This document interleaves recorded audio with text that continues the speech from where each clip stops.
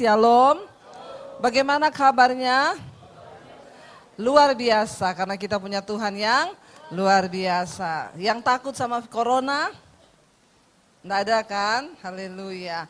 Masa yang sama corona takut sama Tuhan enggak takut? Ya, kita ini melihat keadaan zaman, semua itu harus terjadi. Ya, kalau firman Tuhan berkata nanti ada kematian 1.000 rebah, 10.000 rebah, itu sudah terjadi hari-hari ini. Kita tidak perlu takut yang berlebihan. Kenapa? Nggak usah tunggu virus corona, kepleset di kamar mandi juga. Kematian terbanyak bukan di rumah sakit, tapi di kamar mandi. Jadi hati-hatilah dengan kamar mandi. Karena itu tempat yang horor. Ya, mari kita mulai punya pengertian yang benar. Saya itu sedih ya, hari-hari ini kita karena banyak berita yang menakutkan, lalu orang semua berkata pegang Mazmur 91. Ya, Mazmur 91 itu memang Mazmur yang luar biasa, ayat yang luar biasa. Sampai sebagian nulis Mazmur itu lalu ditaruh di dompet. Dia mau pergi ke rumah selingkuhannya, dia bilang Mazmur 91. Hello? Apakah yang kayak begini tuh yang benar? Saya pengen kita orang Kristen punya pemahaman yang benar. Biar nggak jadi Kristen yang bodoh. Kalau kita jadi orang Kristen yang bodoh, kita dipermainkan sama iblis. Amin. Mazmur 91 tidak berlaku bagi semua orang Kristen. Ada syarat yang harus kita lakukan supaya kita mengalami janji Tuhan. Saya berulang-ulang kali kasih tahu buat jemaat, untuk mengalami kasih Tuhan tidak ada syaratnya, tapi untuk mengalami berkat Tuhan ada syaratnya. Bilang amin. Jangan menatap saya seperti itu. Ya, untuk mengalami kasih Tuhan gak ada syaratnya, artinya apa? Kita datang mengaku dosa, minta ampun, diampuni gak? Diampuni. Tidak ada syarat, tapi untuk mengalami janji dan berkat Tuhan ada syaratnya. Bangsa Israel dibawa keluar, pindah ke dimensi yang baru dari perbudakan masuk ke tanah perjanjian. Perjalanan yang harus mereka tempuh sebenarnya hanya 11 hari. Tapi kenapa jadi 40 tahun? Ya, karena tidak memenuhi standar Tuhan untuk masuk menikmati janji Tuhan. Mereka harus berputar 40 tahun di padang gurun. Kehidupan kita seperti itu. Kalau engkau jadi Kristen yang cuma putar, tidak pernah mengerti kebenaran, maka hidupmu terputar-putar di dunia. Makanya banyak orang makan tapi nggak sampai kenyang, minum tapi tidak sampai puas. Kelihatannya bawa pulang hasil tapi ditaruh dalam pundi-pundi yang berlubang. Kita hidup di bawah kutuk, kenapa? Tidak pernah mengerti kebenaran yang hakiki. Hari ini saya pengen membuka supaya saudara mengerti, sebelum mengimani Mazmur 91, ngerti dulu artinya itu dan itu untuk siapa berlaku. Yuk buka Mazmur 91. Ini ayat sering kali kita hafal tapi sering kali kita nggak mengerti arti dari ayat ini. Mazmur 91 judulnya adalah Dalam Lindungan Allah. Saya baca ayat 1, saudara 2. Orang yang duduk dalam lindungan yang maha tinggi dan bermalam dalam naungan yang maha kuasa. 2.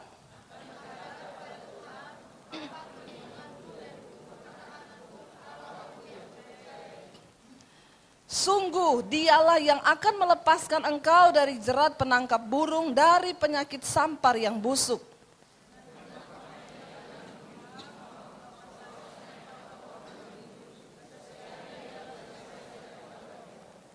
Engkau tidak usah takut terhadap kedahsyatan malam, terhadap panah yang terbang di waktu siang.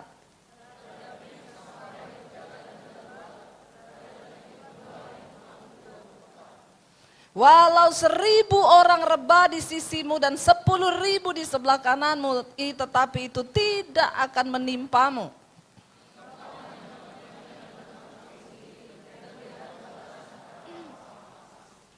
Sebab Tuhan ialah tempat perlindunganmu, yang maha tinggi telah kau buat tempat perteduhanmu.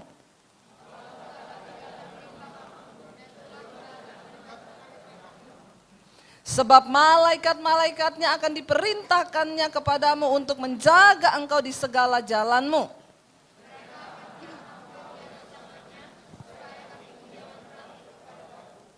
Singa dan ular tedung akan kau langkahi, engkau akan menginjak anak singa dan ular naga.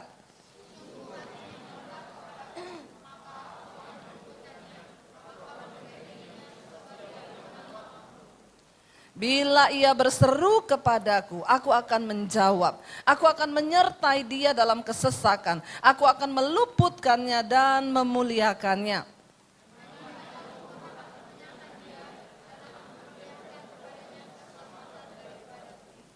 Amin, saudara. Ini ayat luar biasa. Kalau kita melihat ayat yang pertama, coba balik kepada ayat yang pertama. Firman Tuhan berkata, aman dalam lindungan Tuhan. Orang yang duduk dalam lindungan yang maha tinggi dan bermalam dalam naungan yang maha kuasa. Kenapa ayat 1 dimulai dengan ini dulu? Ini syarat untuk saudara mengalami yang dibawa-bawanya.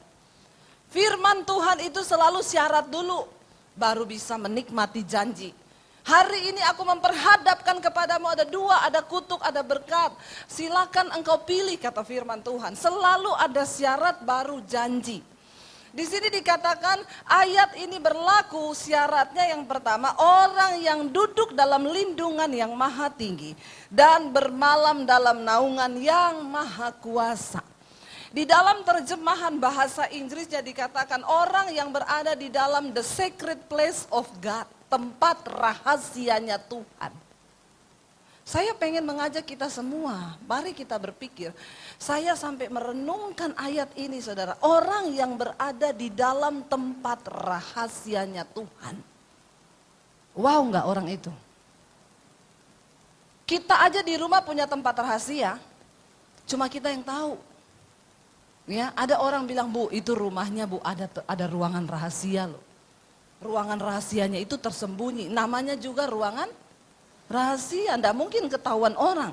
Nanti kalau ibu masuk, itu kan ada kaca besar itu Bu, di tembok itu, di belakang kaca itu ada pintu. Nah pintu itu menuju ke bawah di terowongan, itu tempat rahasia. Jadi kalau sewaktu-waktu terjadi apa-apa, keluarga itu masuk ke dalam tempat rahasia itu. Ya, saya pernah pergi ke satu apartemen teman saya di Singapura. Ya, saya bilang, Pak ini ada pintu kecil apa nih Pak? Oh itu tempat rahasia Bu. Untuk apa? Kalau ada gempa kita masuk ke situ. Itu dibuat anti gempa. Ya saya bilang kalau terjadi likuifasi roboh nggak Pak? Oh kalau itu roboh Bu. Ya, tempat rahasia itu orang bicara tentang sesuatu yang aman yang tidak diketahui semua orang. Ayat ini berlaku bagi orang yang berada di tempat rahasianya Tuhan. Wow. Saya mau tanya, kita ini ada di tempat rahasianya Tuhan apa enggak? Mari kita jujur jawab kepada diri sendiri sebelum engkau mengimani ayat ini. Orang Kristen itu banyak sekarang tanpa pemahaman yang benar. Ya, makanya saya berdoa supaya semua hamba Tuhan, pendeta itu mengkhotbahkan yang benar. Supaya jemaat itu enggak cuma amin amin amin amin tapi tidak mengerti kebenaran yang hakiki. Ayat ini berkata orang yang berada di dalam tempat rahasianya Tuhan akan mengalami semua janji itu.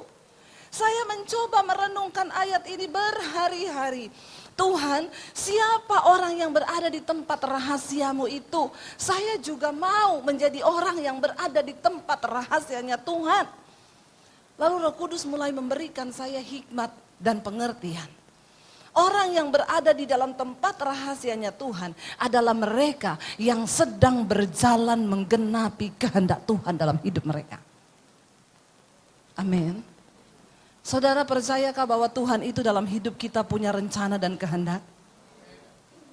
Anak saya bilang sama saya, Mam, guru itu nggak tahu ya apa sama saya itu dia sentimen kali. Karena saya sendiri yang Kristen di satu kelas. Anak saya masuk sekolah negeri. Saya udah kerjain semua tugas, udah ini Mam, tetap nilaiku tuh dikasih temenku yang tidak bikin tugas, yang ini nilainya lebih tinggi dari aku. Saya bilang sama anak saya, enggak apa-apa, enggak usah berkecil hati. Itu artinya kamu pikul salib, enggak apa-apa. Dek, kamu bisa sukses dalam hidup ini, bukan waktu kamu mencapai semua cita-citamu. Tapi waktu kamu mencapai cita-cita Tuhan atas hidupmu. Amin. Orang tua mulai sekarang jangan pacu anakmu ngomong terus. Kejar cita-citamu setinggi langit. Tuntut ilmu sampai ke negeri China. Sekarang siapa yang mau berangkat ke China? Ada yang mau berangkat tuntut ilmu ke negeri China? Sudah ditutup semuanya. Saudara, kenapa ini harus terjadi? Ya, China itu hari-hari ini menjadi negara yang kuat. Dia menghutangi bangsa-bangsa termasuk bangsa-bangsa negara-negara minyak. Utang dari China. China hari-hari ini menjadi negara super yang luar biasa. Mereka sedang punya proyek luar biasa yang tidak masuk akal. Mereka lagi bikin matahari KW. Matahari aja di KW. Ya, benar nggak saudara? Ini mereka kumpulkan semua kekuatan nuklir untuk bikin matahari KW ini yang panasnya 5-6 kali lipat matahari asli. Kenapa? Mereka tidak mau ada malam. Mereka tetap mau kerja jadi siang terus di sana. Melanggar sampai semua negara berkata kalau itu terjadi human error, ini kan kekuatan nuklir yang besar. Dan kalau dia bisa sampai menerbitkan matahari palsu itu akan mempengaruhi semua sistem yang ada di alam semesta. Ya, ada atmosfer yang akan rusak dan lain sebagainya. Tapi namanya mereka negara kaya yang menempati urutan nomor 2 setelah Tuhan. Kenapa? Semua yang ada di dunia ini ciptaan Tuhan, nomor 2 made in China. Jadi mereka memang negara yang luar biasa. Semua mengakui itu. Tapi ketika terjadi begini, siapa sangka dalam waktu sekejap perekonomiannya goyah. Kita ini nggak tahu keadaan zaman saudara. Ya ini sih nggak ada yang tahu ya nggak ada yang tahu. Tapi memang ini harus terjadi. Saudara tahu sekarang itu negara-negara canggih semua punya senjata, termasuk senjata biokimia, yaitu virus yang memang sengaja. Tapi saya tidak ngomong begitu ya, bahaya. Tapi kan sekarang itu memang ada, ya, dan memang akan terjadi. Di akhir zaman kita akan dengar banyak berita-berita begini-begini, kematian apa segala macam. Karena Alkitab sudah tulis, tidak usah takut berlebihan. Makanya saya selalu kalau khotbah ngomong apa, persiapkan diri untuk menghadapi kematian. Kenapa? Tidak usah tunggu virus. Kalau mau mati ya, mati.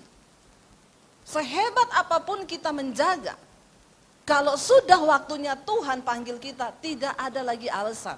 Apalagi kalau orang itu hidup tanpa mengenal rencana Tuhan. Tuhan udah gak punya kepentingan dengan hidupnya, cepat-cepat check out. Haleluya. Ya, siapa yang sangka BCL suami muda, ganteng. Sampai ibu-ibu lain yang pada nangis. Padahal bukan suaminya. Ya, mereka menangis saudara. Suaminya masih hidup, ada yang konseling sama saya, Bu Debbie, iya. Istri saya itu loh, kenapa? Suaminya BCL mati, dia yang menangis, Bu. Padahal saya suaminya masih hidup, tidak pernah ditangisi. Ya, coba ibu kasih tahu ke dia. Saya bilang mungkin bapak kurang kasih uang. Makanya bapak tidak ditangisi. Ya, muda, ganteng, olahraga, jaga kesehatan, nggak makan gorengan kayak kita. Bener nggak? Baru selesai merayakan ulang tahun yang ke-40. Alkitab bilang umur manusia di dunia ini 7. Kalau karena banyak yang tidak. Amin. Jadi nggak usah sombong hari-hari ini. Bapak-bapak nggak usah kebanyakan selingkuh. Tapi hari-hari ini yang banyak konseling, seharian kemarin saya terima konseling orang, puluhan orang kemarin. Dari hari Jumat sampai Sabtu kemarin saya terima konseling itu puluhan orang. Di mobil kalau ada yang telepon, Bu mau konseling boleh? Iya, saya speaker. Konseling pertama bapak-bapak. Bu Debbie, iya doakan saya Bu, kenapa? Istri saya minta cerai. Kenapa Pak? Dia punya laki-laki lain. Suami saya dengar gini, istrinya selingkuh. Ya, tutup telepon lagi. Shalom Bu Debbie, iya Bu. Ibu ada waktu nggak bisa konseling saya dan istri, bapak-bapak lagi. Kenapa?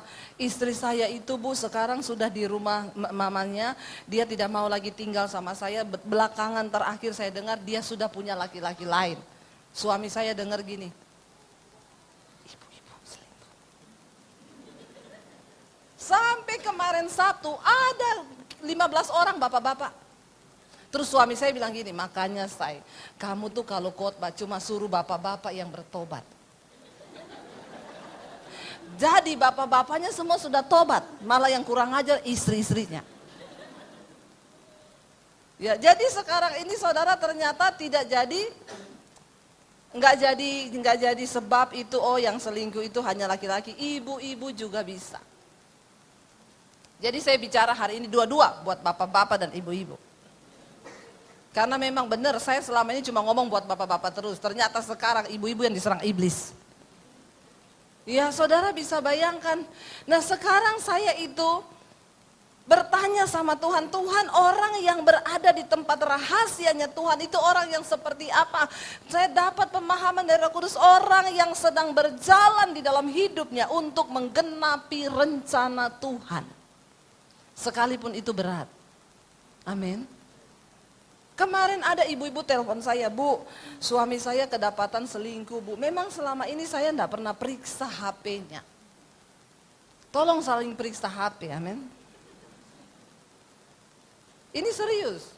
Kita saling menjaga. Bukan mau kepo.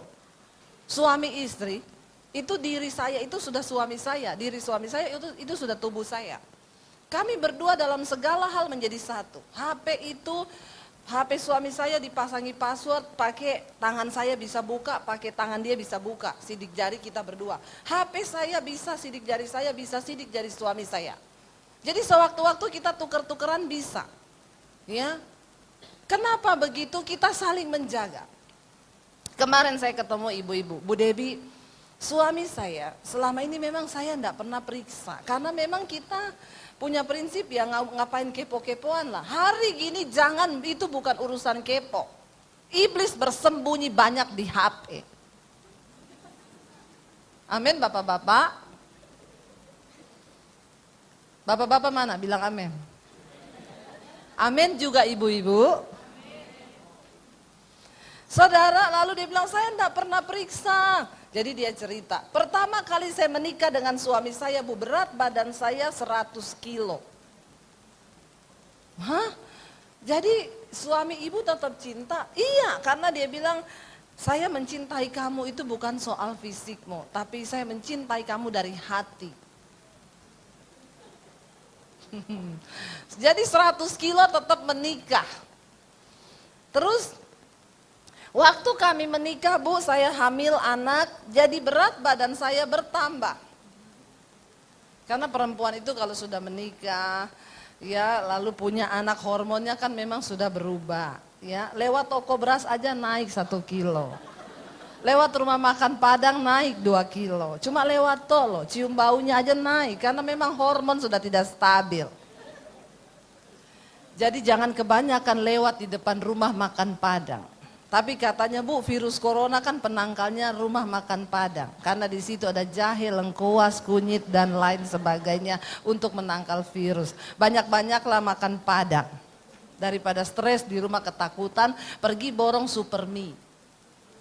Ya, untuk makan 1 bulan. Virus sudah lewat, saudara masuk rumah sakit asam lambung. Malah matinya karena asam lambung. Jangan konyol. Lalu saudara dia bilang, nah saya menikah dengan suami saya, berat badan saya jadi 120, Bu, sejak punya anak. Lalu saya itu hidup seperti biasa, tidak pernah curiga dan memang gak pernah periksa HP suami karena dipasangi password. Dia juga tidak pernah periksa HP saya. Satu kali anak saya yang sudah ABG itu berkata, Mama tahu HP-nya Papa passwordnya berapa? Anaknya ini. Terus mamanya bilang gak tahu, emang kenapa? Anaknya bilang, Mama sekali-kali bukalah. Saya yakin anak itu ngomong gitu karena dia sudah tahu.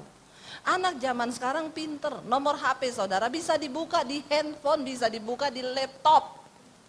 Jadi tidak usah banyak menyembunyikan sesuatu. Sekarang zaman sudah canggih, hello. Bapak-bapak, amin. Karena ini saya lagi membahas kasusnya bapak-bapak. Ya, lalu saudara, anaknya bilang, Mah, kalau ada waktu sesekali buka, aku kasih ya password HP-nya Papa. Loh, anaknya tahu. Dikasih, ini ya Mah, mamanya jadi penasaran kan. Loh, kok tiba-tiba anak saya ngomong begitu? Satu kali suaminya lagi tidur, Dia bilang gini, tapi memang benar Bu Debbie, yang ibu khotbahkan itu benar. Ciri-ciri pria selingkuh, 1 HP di password, 2 ke kamar mandi bawa HP. Nah, yang merasa bertobat.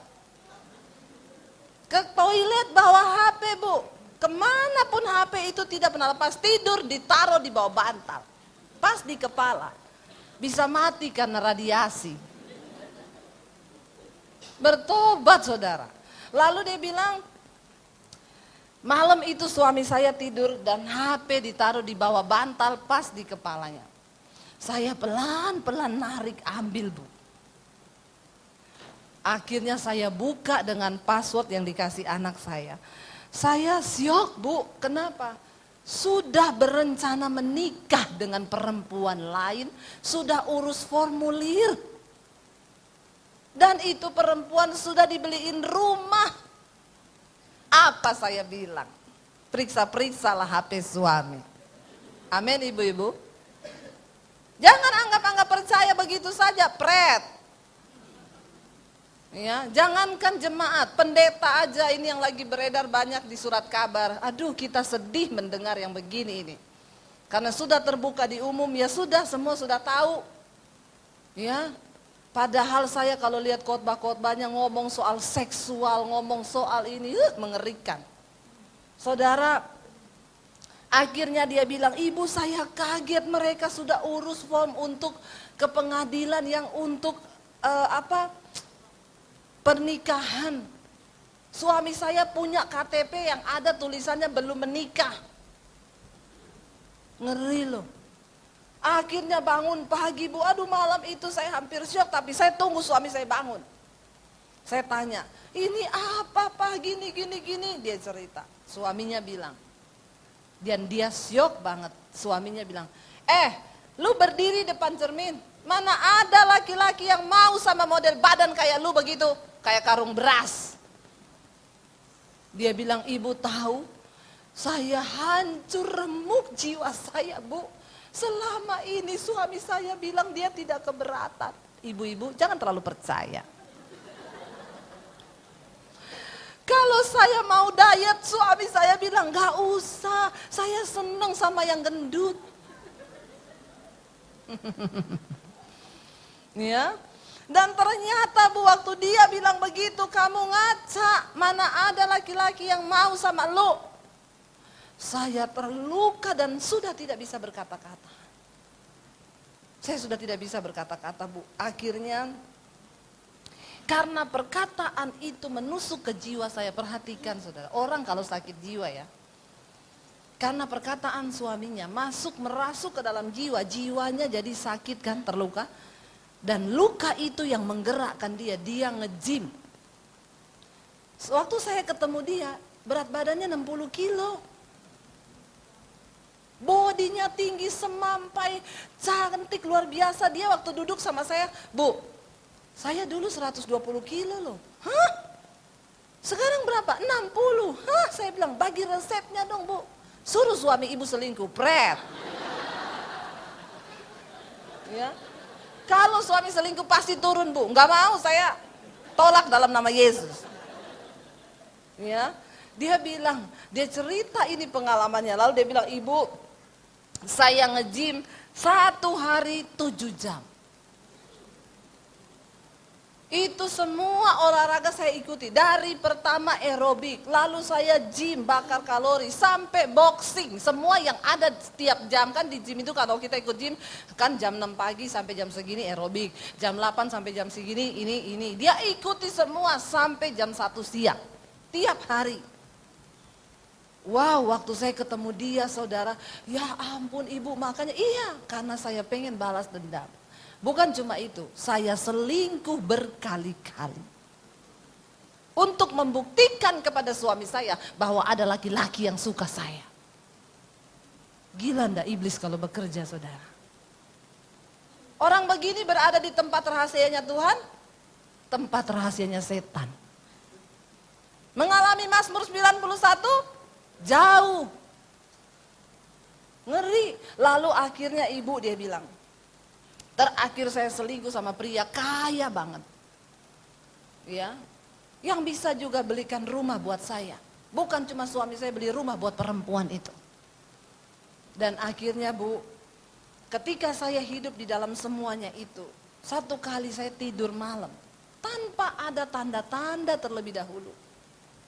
Dia bilang kayak suaminya BCL itu Bu, mati kan gak ada tanda-tanda kan, sehat kan, baru pulang aktivitas kan.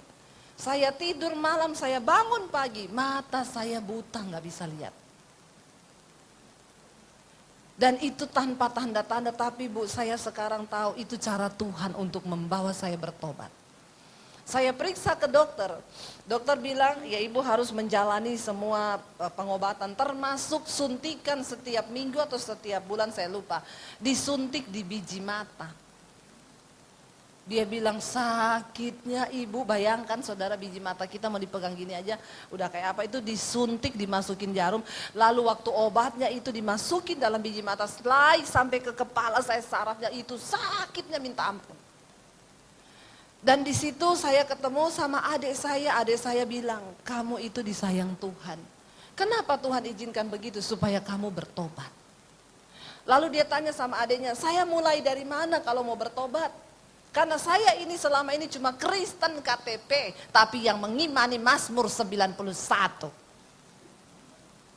Maaf, firman Tuhan bukan sesuatu yang murahan, yang bisa saudara pegang dan bawa-bawa tanpa engkau melakukan apa yang Tuhan mau. Lalu dia bilang, saudara saya itu Bu tanya sama adik saya memulai dari mana untuk bertobat ini, mulai dari mana? Adiknya cuma jawab dia, ya kamu dengerin firman Tuhan, khotbah-khotbah tuh di YouTube banyak. Lalu dia bilang sama saya, ibu saya berdoa Tuhan, saya buka YouTube Bu, cari khotbah Kristen, muncul banyak sekali pendeta. Saya bilang gini, Tuhan saya nggak tahu ini pendeta yang bisa menuntun saya ini yang mana. Lalu saya berdoa, Tuhan tunjukkan pendeta mana yang bisa membawa saya bertobat untuk dengar khotbah-khotbahnya. Ini kesaksiannya dia sih ya. Bukan saya mau sombong bersaksi sama saudara, bukan. Tapi kalau saudara belum subscribe channel YouTube saya itu kebangetan.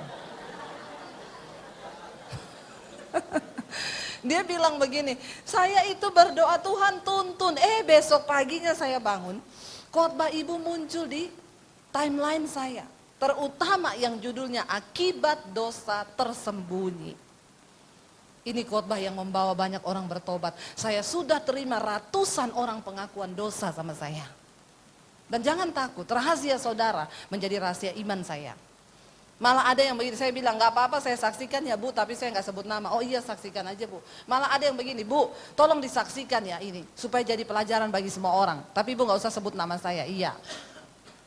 Lalu dia bilang muncul khotbah ibu, saya dengar Bu, tapi saya bilang ini, Tuhan kok ini bukan pendeta terkenal? Dia belum mendengar khotbah saya saudara ya. Makanya dia tidak mengenal saya, karena memang selama ini dia hidup di dalam rahasianya setan. Lalu saya lihat katanya Debbie Basir, tapi saya nonton. Waktu pertama kali saya nonton khotbah ibu, saya bercucuran air mata Tuhan jamah sejak saat itu. Sampai sekarang ibu tahu tiap hari saya nonton khotbah ibu 3-4 kali. Sudah selesai semua Bu, mana lagi yang baru? Ya, saya bilang dinonton ulang-ulang lagi. Oh iya saya ulang-ulang itu tetap dapat sesuatu yang baru. Makanya dia bilang, saya dengar ibu ke Surabaya, saya mau cari ibu. Kenapa? Karena Tuhan saya harus ketemu Bu Debbie. Ini orang yang ikut andil di dalam pertumbuhan iman saya. Lalu akhirnya dia mulai bertumbuh dan puji Tuhan sekarang rumah tangga mereka dipulihkan Tuhan. Suaminya udah putusin itu pelakor, mereka hidup di dalam damai sejahtera Tuhan. Orang yang berada dalam tempat rahasianya Tuhan, itu orang yang berada di dalam dimensinya Tuhan. Mereka adalah orang-orang yang sedang berjalan untuk menggenapi rencana Tuhan. Tuhan punya rencana atas hidup kita. Seberat apapun engkau harus bertahan. Kemarin ada juga ibu-ibu, ya Bu, suami saya selingkuh Bu. Terus saya tanya sama dia, kamu pilih mana? Pilih selingkuhanmu atau aku? Dia jawab, dua-dua. Bikin ayat baru ini. Terus saya bilang, ya saya nggak mau kalau kamu madu saya nggak mau kamu pilih dua-dua. Kamu pilih salah satu. Iya dia bilang, kamu kasih saya waktu untuk melepaskan perempuan ini karena tidak semudah itu. Istrinya tanya, kira-kira kapan waktunya kamu bisa lepas? Dia jawab, tunggu waktu Tuhan. Haleluya ya, pakai ayat loh. Sambil nyanyi, waktu Tuhan pasti yang terbaik, walau kadang tak mudah dimengerti. Pretna, dia bilang tunggu waktu Tuhan. Saya bilang gak bisa, kamu harus lepaskan dia. Jawabannya suaminya begini, dia juga janda. Kita ini anak Tuhan harus saling mengasihi. Kok mirip Roma Irama ya, mengasihi janda-janda. Katanya ibadah. Menikahi janda itu ibadah, kata Bang Roma.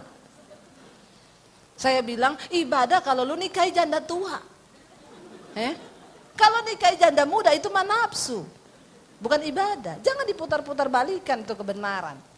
Dia bilang, kita anak Tuhan sama-sama. Kalau saya tinggalin dia, siapa yang akan menafkahi hidupnya?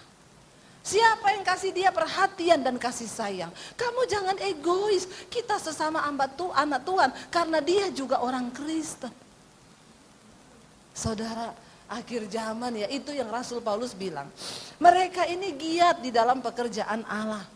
Tetapi bukan cuma tidak melakukan kebenaran, mereka membuat kebenaran ayat firman Tuhan diputar balik dipakai orang begini. Ya, ngalami Mazmur 91, malaikat bilang pret. Dia mau ke Jakarta, dia bilang sama istrinya, saya mau ke Jakarta besok mau ketemu sama selingkuhan saya. Istrinya nangis semalam-malaman, kamu ndak usah terlalu alay begitu sampai nangis begitu. Kenapa? Pikiran positif saja. Dia mau pergi ketemu sama selingkuhannya, istrinya disuruh mikir positif. Hello? Ada istri bisa mikir positif, suami pergi ketemu selingkuhan? Ini dunia, makanya saya mau bilang bapak-bapak bertobatlah. Ya, orang yang mengalami janji Tuhan, mereka yang hidup di tempat rahasianya Tuhan. Artinya apa? Mereka yang hidup dalam kekudusan, mengejar semua rencana dan apa yang Tuhan mau. Ayat ini berkata, orang yang berada di tempat rahasianya Tuhan, itu artinya apa? Mereka orang-orang yang mengerti bahwa Tuhan sedang menggenapi rencananya atas hidupmu. Jadi jangan pernah menyalahkan keadaan. Ketika Yusuf dibuang oleh saudara-saudaranya, sampai dia ke Mesir dijadikan budak, Yusuf mengerti benar dia sedang menggenapi rencana Tuhan. Karena itu Yusuf tidak menyalahkan keluarga, dia tidak menyalahkan keadaan. Apapun yang engkau hadapi dalam hidupmu, ketika engkau berada di tempat rahasianya Tuhan, Tuhan turut bekerja mendatangkan kebaikan. Jadi kita nggak perlu takut, kita nggak perlu protes, kita nggak perlu salahin orang. Ya sudah, terima semua itu sebagai satu hal yang Tuhan izinkan terjadi dan harus kita jalan. Amin. Mari berjalan di dalam tempat rahasianya Tuhan. Ibu-ibu seberat apapun rumah tanggamu, orang konseling, ibu saya sudah mau cerai, jangan bu, pertahankan. Saya sudah tidak kuat lagi, tetap percaya Tuhan sanggup bu. Nggak bisa Bu Debbie, tetap berdoa buat suami. Sampai ada tadi malam ibu-ibu yang konseling sama saya, bu saya udah pisah rumah sama suami saya. Tapi saya menyesal baru menemukan YouTube-nya Ibu Debbie beberapa hari terakhir. Seandainya saya ketemu dari dulu, saya tidak akan berpisah dan meninggalkan suami saya bu. Kemarin ada bapak-bapak konseling, dia bilang, ibu saya ini mengalami seperti ini itu gara-gara salahnya pendeta yang saya salah konseling.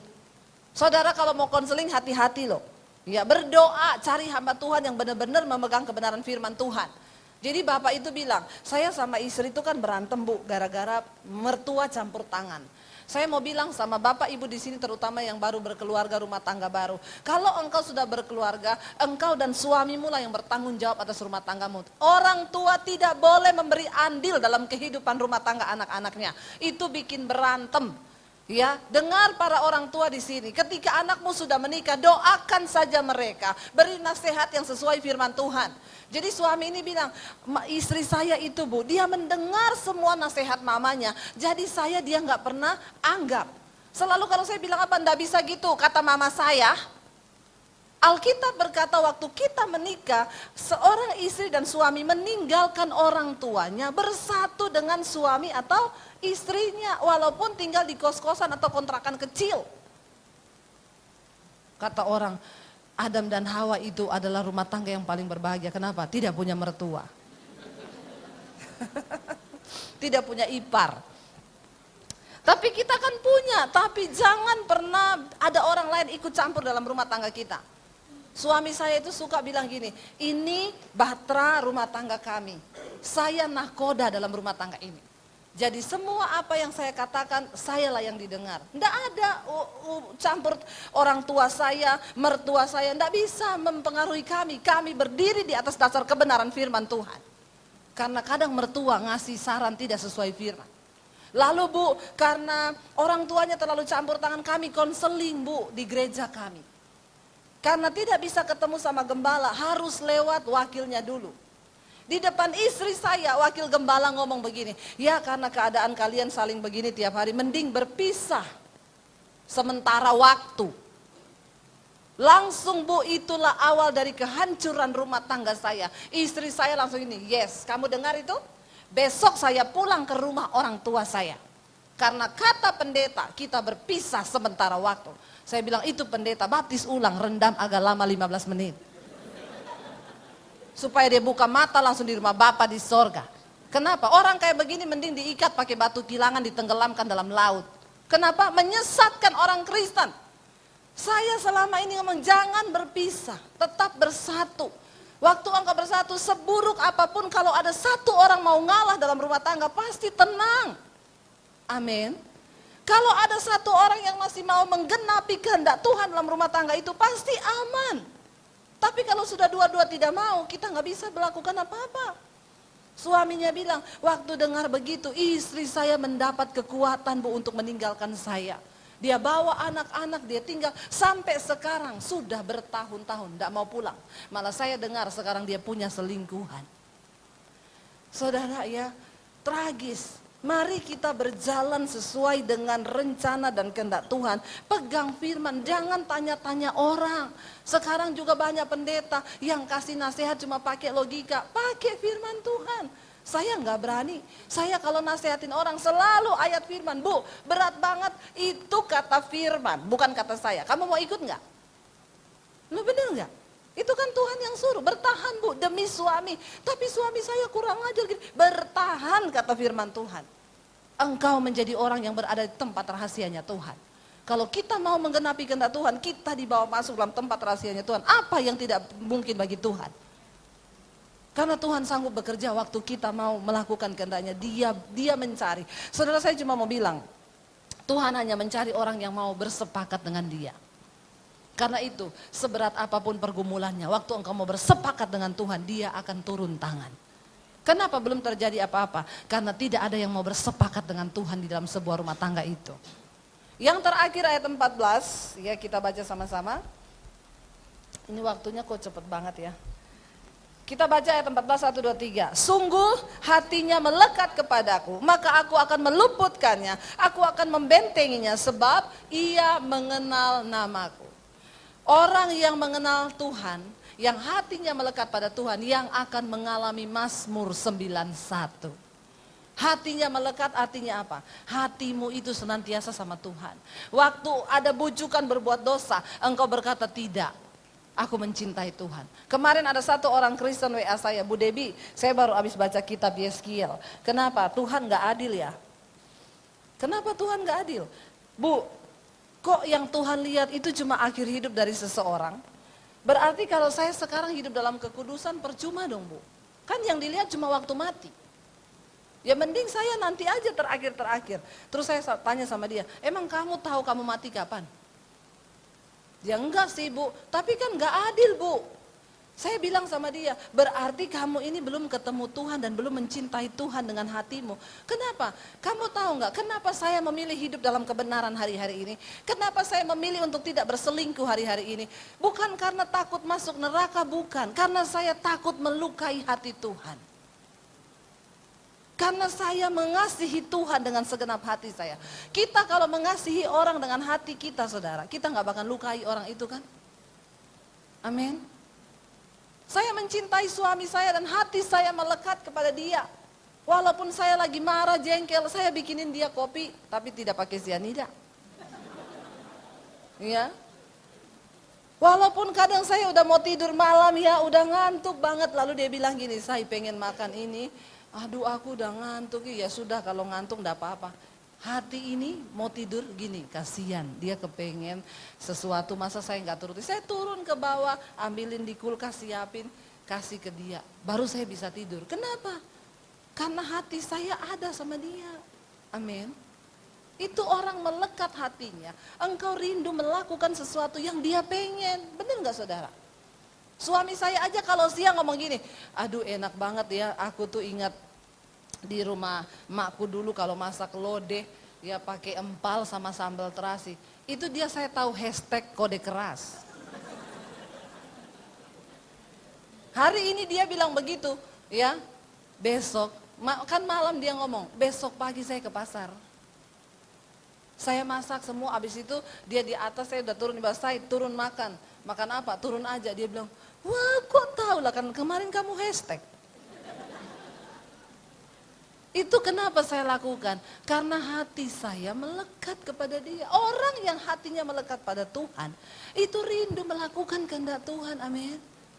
Walaupun rasanya sakit, aku mau Tuhan untuk melakukan kehendak-Mu. Tapi saya nggak bisa mengampuni, aku sakit Tuhan. Tapi karena Engkau mau, aku mau mengampuni. Jangan bilang nggak bisa. Kalaupun nggak bisa, Engkau datang nangis aja di kaki Tuhan. Tuhan berat bagi saya, tapi saya mau. Engkau sedang berada di tempat rahasianya Tuhan. Mari saudara, jangan takut terhadap apapun. Ya. Virus mau apa, saya cuma mau bilang, kalau sudah waktunya mati, mati kita. Tapi kalau belum saatnya mati, enggak mati. Saudara tidak usah terlalu panik dengan corona. Saya bilang begini, orang yang mati karena rokok, setiap menit ya di dunia, yang mati dalam rokok kok setiap menit. Setiap 1 menit 10 orang.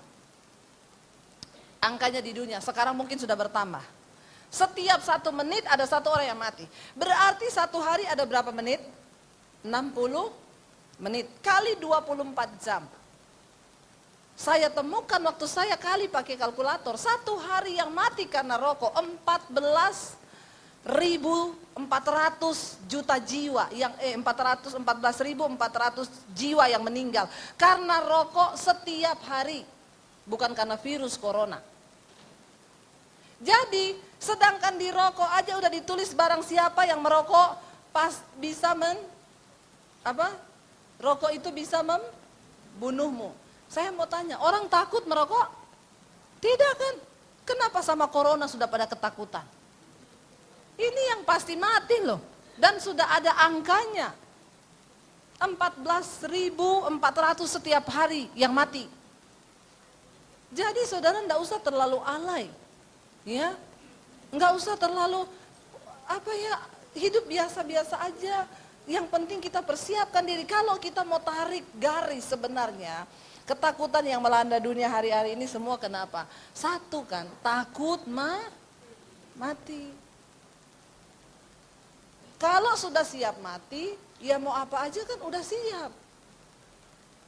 Amin. Ya, sampai saya diundang ke satu gereja saudara. Saya datang turun dengan bangganya, saya mau salaman sama pengerjanya. Shalom. Maaf bu, tidak boleh salaman. Saya bilang takut corona. Itu aturan bu. Hati-hati pak, jalan di kamar mandi kepleset mati loh. Gregetan juga saya. Ya. Biasa aja, yang penting kamu jangan habis salaman terus kamu jilat-jilat tanganmu.